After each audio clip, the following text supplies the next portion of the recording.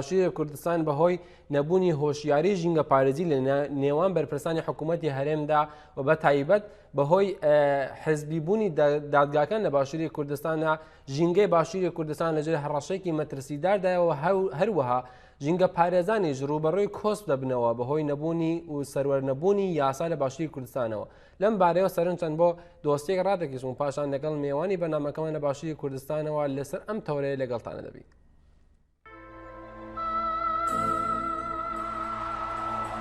لە سەدەی 21دا گەرمی شەڕ و تۆزی بارود لەلایەک و دووکەڵی مەرگباری کارگا پیشەسازیەکان لەلایەکی دیکەوە ڕوخسارێکی ڕەشی بەسەر ژیاندا هەڵکێشاوە. لەم نێوانەشدا ژینگە و سروشت بۆ خۆپاراستن وەکو تاکانە پشت و پەنای مرۆڤەکان بووە، وەکو دایکی دووەمی مرۆڤەکان باوشی بۆ کردوونەتەوە.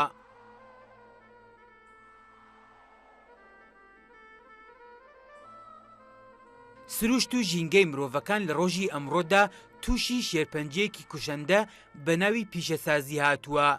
کە ئەم نەخۆشینە سات لە دوای سات هەموو جەستەی مرۆڤەکانیش دەتەنێت.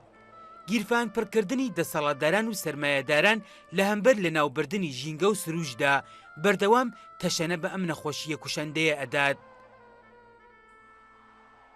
لە باشووری کوردستان بەهۆی سەروەرنەبوونی بیرۆکەی ژینگە پارێزی و سروشت دۆستیەوە لە ناو دەسەڵاتداران و حکوومەتی هەرێمدا ژینگە بەردەوام لەژێر هەڕەشەی لە ناوچووندایە و چالاکانی بواری ژینگەیش کۆسپیان لە بەردەمدا دادەنرێت. یەک لەوانە سەروەر قەرەداغیە، هاوسەرۆکی ڕێکخراوەی سروشتی کوردستان کە ئیستاکە لەلایەن داواکاری گشتی شارۆچکەی دەربەنیخانەوە دەستگیر کراوە. سەروەر قەرداغی لەسەر بڵاوکردنەوەی پۆستێک لەسەر تۆڕی کۆمەڵایەتی فەیسبوک کە تێیدا داکۆکی لەسەر مافی ئاژەڵان کردبوو ڕەخنە لە سیستمی دادوەری دەربەنیخان کردبوو. ئەمڕۆ 9 ڕۆژە کە ناوبراو بە فەرمانی دادوەری ئەو شارۆچکەیە دەستوەسەر کراوە. هاوسەرۆکی ڕێکخراوەی سروشتی کوردستان لە پۆستەکەیدا ئیدانەی کوشتنی بزنەکێویەکی کردبوو کە بچووەکانی لە زگیدا بوو بە شێوەیەکی قیزەونانە لەلایەن دوو کەسی پلەداری حزبیەوە کوژرابوون. هاوکات سەروەر قەرەداغی ڕەخنەی لە کەمتەرخەمیەکانی دەسەڵاتی دادوەری دەربەنیخان گرتبوو لە هەمبەر پاراستنی ژینگە و مافی ئاژەڵاندا. داواکاری گشتی دەربەنیخانیش لەسەر ئەم پۆستە فەرمانی دەستگیرکردنی سەروەر قەرەداغی دەرکرد. چالاکوانانی بواری ژینگەیش دەستگیرکردنی سەروەر قەرەداغی بۆ سەروەرنەبوونی یاسا، حیزبیبوونی دادگاکان و نەبوونی هۆشیاری ژینگە پارێزی لە ناو بەرپرسانی هەرێمدا دەگەڕێنەوە. دەسەڵاتی دادوەری لە قەزای دەربەنیخان پرسیاری خۆمان ئاراستەی دەسەڵاتی دادوەری دەکەین لە جیاتی جوڵاندنی سکاڵا دژی چالاکەوان و ڕێکخراوەکان بۆچی ناڕۆن سکاڵا بجوڵێنن دژی گواستنەوەی نەوت لە ڕێگەی تەنکەرە وەرگەڕاوەکان و نەوتەکان ڕژاوەتە سەر خاک و تێکەڵ بە ئاو بووە. چەندین حاڵەتیش ئاگری گرتووە بۆتەوەی پیسبوونی سەرچاوی ئاوی خواردنەوە و بەهۆی ئاوەڕێی شار و نەخۆشخانە و کارگەکانی ئاسن و پاڵەوەکەکانی نەوت و کانەکانی دەرهێنانی بەرد لە ناو ڕووبەرە سەوزایەکان، کارگەکانی دەرهێنانی چەو لەم لەسەر ڕووبارەکان و کارگەکانی هاڕینی بەرد لە ناو ناوەندی شارەکان، وەفرێدانی زەبڵ و خاشاک لەلایەن شاراوانی و نەبوونی سیستەمی دووبارە بەکارهێنانەوەی خاشاک و جیادەی ئاژەڵداری لە ناو شارەکان و بڕینەوەی درەخت لە ناوچوونی سامانی ماسی و ڕاوکردی بەردەوامی ڕاوچێ یاساشکێنەکان بجوڵێنن و ڕوبەڕووی یاسایان بکەنەوە. بەڵێ دەچینە شاری سلێمانی لە باشووری کوردستانەوە. ئێستا بەڕێگەی ڕنگ و دەنگەوە کاک کاروان یاسین بەرپرسی ڕێکخراوەی سروشتی کوردستان لە شاری سلێمانیمان لەگەڵدایە. کاک یاسین لە قامەشلەوە بۆ سلێمانی جوانترین سڵاوتان لێبێت. بەلەوە بچینێت سەر تەوەرەی تایبەت ڕەوشی ژینگە لە باشووری کوردستاندا. پێمان خۆشە سەرەتا ڕوونکردنەوەمان بدەنێ سەبارەت بە دەستوەسەرکردنی هاوسەرۆکی ڕێکخراوەکەتان کە گوایە بەهۆی بڵاوکردنەوەی پۆستێک لەسەر تۆڕی کۆمەڵاتی فەیسبوک لەلایەن دادوەری چەمچەماڵەوە دەستوەسەر کراوە. هەنێک زانیاری ورترمان بدەنێ کە هۆکاری دەستوەسەرکردنی هاوسەرۆکی ڕێکخراوەکەتان چی بووە تاکویستا؟ سڵاو لە ئێوەش، سڵاو لە بینەرانی تەلەڤیزۆنی ڕووناهیش. دیارە لە ڕووداوێکی نەخوازراوی دژ بە سروشتی کوردستاندا ئەفسەرێک لە ئەفسەرێکی کوردستان هەستا بە ڕاوکردنی ئاسکێک و بە ئاشکرا وێنەکانی بڵاو بۆەوە و توانرا و ئەفسەرە دەستگیر بکرێ، بەڵام دەسەڵاتی دادوەری نەیتوانی وەک پێویست وەک ئەوەی هەیە کە بەرگری لە سروشتی کوردستان بکە ئەم کەیسە بەڕێوە بەرێ. لە ئەنجامی ئەمەدا ڕێکخراوە ژینگەیەکان کەوتنە ڕەخنەگرتن لە دەسەڵاتی دادوەری و هاوسەرۆکی ڕێکخراوەکەمان کاک سەروەر قەرەداخی لە پۆستێکیدا لە ئەکاونتی تایبەتی خۆی داوای کردبوو کە دادپەروەری بۆ سروشت بێتە دی، بەڵام بەرامبەر بەوە داواکاری گشتی لە دەربەنیخان هەستا بە بەرزکردنەوە و جوڵاندنی داوایەک لە دژی هاوسەرۆکی ڕێکخراوەکەمان، ئەویش بە بیانووی ئەوەی کە گوایە کاک سەروەر قەرەداخی خراپ سۆشیال میدیای بەکارهێناوە و دەسەڵاتی دادوەری ناشرین کردووە لە ناوچەکەدا و هاوسەرۆکەکەی ئێمە لە چوارەم ڕۆژی جەشنی قوربانەوە واتە لە 3 مانگەوە لەسەر داوای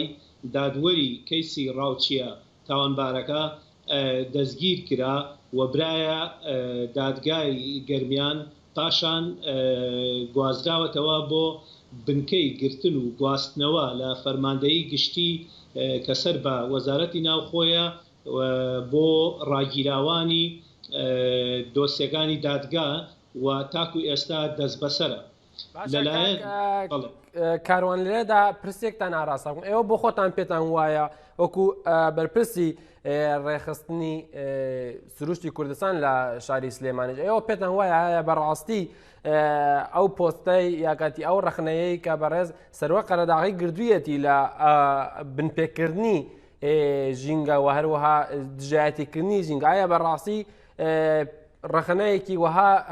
تێکدەر بووە بۆ سیستمی دادوەری لە باشووری کوردستانە، یاکاتی ئەمە هۆکارێکی دیکەی هەیە کە ئەوەها هاوسەرۆکی ڕێکخراوەیەکی ژینگە پارێز دەخرێتە زینداوە تەنها لەبەر دەنگ بڕینیا پشتیوانیکردن لە مافی ئاژەڵان و ژینگە لە باشووری کوردستاندا؟ نەخێر ئەو پۆستەی کاک سەروەر پۆستێکی زۆر ئاسایی بووە و ڕۆژانە لەم پۆستانە لەم جۆرە پۆستانە و لەم جۆرە قسانە ڕۆژانە تەنانەت جاری وا هەیە لەلایەن دەسەڵات خۆشیەوە ئەکرێ، بەڵام لێرەدا ئەمە کارێکی تری لە پشتە و ئێمە پێمان وایە لەبەر ئەوەی لە ناوچەی گەرمیانە کۆمەڵێک دەسەڵاتداری حیزبی هەن کەوا بەتایبەتی لە هێزەکانی ناوخۆ و با بڵێ لە هێزە چەکدارەکان کە هەندێکیان سەرپێچی یاسا دەکەن و دەستدرێژی ناشرین دەکەنە سەر بڵێن سروشت و ئەمە وەکو بیانوویەکە بۆ ئەوەی کەوا کاک سەروەر و یاخود با بڵێن هەموو ژینگە پارێزانی کوردستانی لە ڕێوە تەمبێ بکەن بۆ ئەوەی کە ئێمە نەتوانین بەرامبەر بە هەموو دەستدرێژکارانی سروشت کار بکەین و پێم وابێ ئەمە دوای ئەوە دێ کەوا ڕێکخراوە ژینگەیەکان باسییان لە هاتوچۆی تەنکەرەکانی نەوت و هەروەها کۆمەڵێک پاڵێوگەی نایاسایی نەوت و کاتێک کە ڕێکخراوە ژینگەیەکان توانیان و گوێرانە دەست بۆ ئەم کەیسە بەرن، ئیتر ئەمان کەوتونەتە ئەوەی کەوا تاک بە تاکی ژینگە دۆستان هەت جارە و بە بیانوویەک با بڵێن بانک بکرێن و سزا بدرێن یاخود با بڵێن بە شێوازێک لە شێوازەکان بێدەنگ بکرێن بۆ ئەوەی کاروان لە دۆخێکی وەهاداکە و خۆتان ئاماژەی پێ دەکەن لە باشووری کوردستاندا وەها لەلایەن دەسەڵاتدارانەوە کۆس بنرێتەوە لە هەمبەر خەبات و چالاکی ژینگە پارێزاندا و وەکو ئاماژیشتان پێکرد دادگاکان کەوتۆتە خزمەتی حێزبانی دەسەڵاتدارە لە باشووری کوردستان. ئایا لە دۆخێکی وەهادا باشووری کوردستان ژینگەی باشووری کوردستان و سروشتی باشووری کوردستان ڕوبەڕووی چەند مەترسی و هەڕەشەگەلێک دەبنەوە؟ لە ڕاستیدا ئێمە لە ڕۆژی ژینگەی باشووری کوردستان کە دەکاتە ساڵیادی کیمابارانی باریسان و ئەوانە لە بەردەم نووسنگەی پەرلەمانی کوردستانی سلێمانی و ڕێکخراوەکەی ئێمە لە بەردەم نووسنگەی پەرلەمانی سلێمانی تقریبان 30 ڕێکخراو لەسەر جەم شارەکانی باشووری کوردستان کە لە زاخۆوە تاکو و خانەقین بەشدار بوون و بە ئاڕای جیاواز بە بۆچوونی جیاواز تەنانەت ڕێکخراوە ژینگەیەکانی سەر بە حیزبەکانی دەسەڵاتیشمان لەگەڵدا بوو ئێمە ئەوەمان ئاشکرا کرد و ڕوونمان کردەوە کەوا باشووری کوردستان ژینگە و سروشتی باشووری کوردستان لە خەتەرێکی زۆر گەورەدایە و هەڕەشەی لە ناوچوونی یاخود کارەکانی لە ناوچوونی ژینگە زۆر خێراتر و گەورەتر و بەپەلەتر ڕوو دەدەن وەک لەوەی کەوا ژینگە بپارێزرێ یاخود بتوانرێ بە سەلامەتی بهێڵرێتەوە و ئەمە کارێکە تەنانەت فەرمانگەکانی ژینگەش کە سەر بە دەسەڵاتن ئەم کارە ئەم مەترسیانە دەزانن بەڵام هەرێمی کوردستان لەلایەن دەسەڵاتێکەوە بەڕێوە دەبرێت کە لە ڕاستیدا هیچ تەنانەت سادەترین بیرۆکەی واتە کەسانی ناو دەسەڵات و ئەو عقڵیەتەی کە لە باشووری کوردستان دەسەڵات بەڕێوە دەبا سادەترین یاخود ئەلفوبێی ژینگەیی نازانن و تەنانەت دەسەڵاتداریان هەیە ڕێکخراوی ژینگەی دروست کردووە تەنها لە پێناوی ئەوەی ڕێکخراوە ژینگە سەربەخۆکان پرۆژە وەرنەگرن یاخود وەکو چۆنەڵی لە دژی ئەوان بەکاریان بێنێتەوە یاخود زۆر جار بۆ هەندێک مەبەست لە دژی یەکتر بەکاریان بێنێتەوە کە لێ پرسی ژینگە چییە وا دەزانێ ئەم دەسەڵاتداران لە دوکەی دەسەڵاتیشان وا دەزانێت تەنها ئەوەیە کلێنسێک بکەیتە تەنەکەیەکی خۆڵەوە کە ئەمە ئەلفوبێ و سەرەتای ژینگە پارێزیە بەڵێ بەداخەوە ڕەوشی سروشت و ژینگەی کوردستان وەکو هەموو کایەکانی تر لەم هەرێمەدا لەژێر هەڕەشەیەکی جدیدایە کاروان کورد ئەگەر بتوان وەڵامان بدەنەوە بەداخەوە کاتمان زۆر تەنگە لە کەمتر لە یەک خۆلێکدا ئێوە وەکو ڕێکخراوەی سروشتی کوردستان چه هەڵوێستێکتان دەبێت لە پێشە ڕۆژدا و ئیستاکەش بۆ ئازادکردنی بەڕێز سەروەر قەرداغیۆک و هاوسەرۆکی ڕێکخراوەکەتان کە دەسوەسەر کراوە ئێوە هەڵوێستان و کار و خەباتان لە پێشە ڕۆژدا چۆن بەردەوام دەکەن لە ڕاستیدا ئێمە لە چەند ڕۆژی ڕابردوودا تەمان ڕێکخراوە ئێمە ڕێکخراوێکی ژینگەی لۆکاڵین تەنها دەتوانین فشار بکەین و بەڕێکارە یاساییەکانی خۆمان داوای ئازادکردنمان کردووە پارێزەری تایبەت بە کاکسەروەرمان گرتووە و ڕێکخراوە ژینگەیەکانی تریش پارێزەری خۆبەخشان بۆ دابین کردوین و ئێمە لە ڕێگەی خۆپیشاندان و بڵێ ناڕزایەتی دەربڕین و بە هاوکاری ڕێکخراوە ژینگەیەکانی کوردستان خۆشبەختانە توانیمانە لە شار و شارۆچکەکان و لە بەردەم دەسەڵاتی دادوەریدا ناڕزایی خۆمان بگەێنین و لە ڕێکارە یاساییەکانەوە هەوڵ دەدەین کاک سەروەر بە سەلامەتی لەم کەیسە دەرچێ و ئازاد بکرێت. بەڕێز کاروان یاسین بەرپرسی ڕێکخراوەی سروشتی کوردستان لە سلێمانی زۆر سپاس بۆ بەشداربوونتان. سپاس بۆ ئێوەش سپاس بۆ بینەرانیشتان.